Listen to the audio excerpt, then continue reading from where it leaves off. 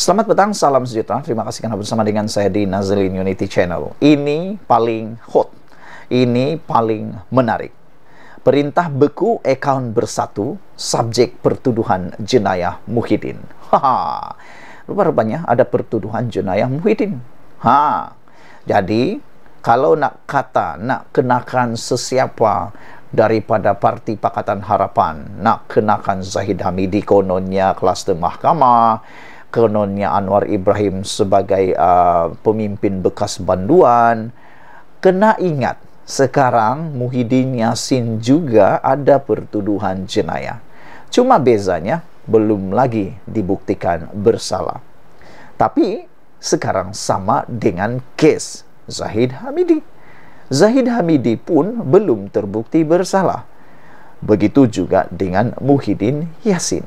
Petang ini, perintah beku akaun bersatu, subjek pertuduhan jenayah Muhyiddin. Pejabat Peguam Negara membantah permohonan bersatu untuk mendapatkan kebenaran memulakan semakan kehakiman bagi mencabar keputusan SPRM membekukan akaun banknya bagi tujuan siasatan. Wah, ini menarik, ini menarik. Ngamlah, sangat sesuailah apabila pejabat Peguam Negara membuat bantahan atas permohonan bersatu untuk membuat kebenaran memulakan semakan kehakiman. Harus kita ingat, apa yang berlaku hari ini akan menjadi rujukan pada kes-kes yang akan datang, ataupun dengan istilah dalam bahasa perundangan, menjadi duluan. Apabila ada satu-satu perkara yang jadi duluan, pada masa akan datang dia akan jadi rujukan.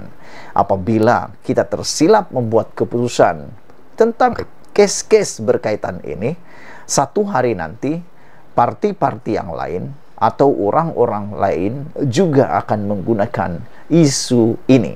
Jadi terpulanglah kepada pejabat Peguam Negara, ataupun terpulanglah kepada kehakiman untuk menolak atau tidak. Tetapi harus kita ingat, ini akan mungkin menjadi duluan.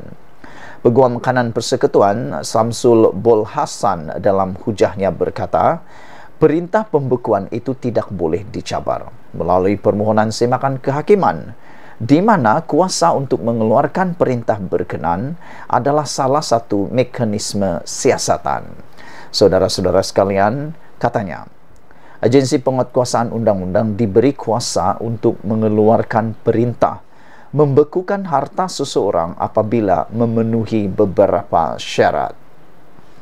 Permohonan kebenaran ini harus ditolak, kata beliau, kerana akaun bank berkenan kini menjadi perkara dalam pertuduhan jenayah, menjadikan sebarang aduan mengenainya berada di bawah bidang kuasa Mahkamah Jenayah. Jadi perintah pembekuan itu yang dikeluarkan ke atas akaun bersatu kini menjadi subjek dalam pertuduhan jenayah terhadap Tan Sri Muhyiddin Yassin, Presiden Bersatu, kata beliau. Menambah lanjut, oleh itu, kami menyatakan bahawa dengan membenarkan kebenaran semakan kehakiman terhadap perintah pembekuan berkenan akan membawa kepada campur tangan Mahkamah Sivil dalam melaksanakan kuasa penyelesaiannya terhadap bidang kuasa Mahkamah Jenayah, katanya lagi. Sementara itu, Samsul berkata, permohonan kebenaran Muhyiddin bagi mencabar larangan perjalanan ke atasnya juga harus ditolak kerana ia sudah ditarik balik, menjadikan ia kini bersifat akademik.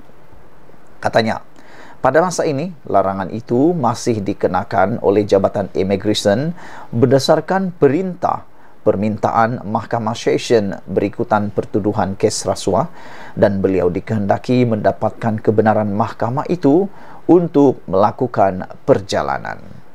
Sementara itu, Peguam Rosli Dahlan yang mewakili Bersatu berhujah bahawa perintah pembekuan akaun dan larangan perjalanan terbabit boleh dicabar dalam semakan kehakiman kerana isu yang dibangkitkan bukan remeh atau menyusahkan, kata beliau. Menurut Rosli, responden melakukan beberapa salah laku dari segi prosedur yang mewajarkan mahkamah mendengar merit permohonan semakan berkenan.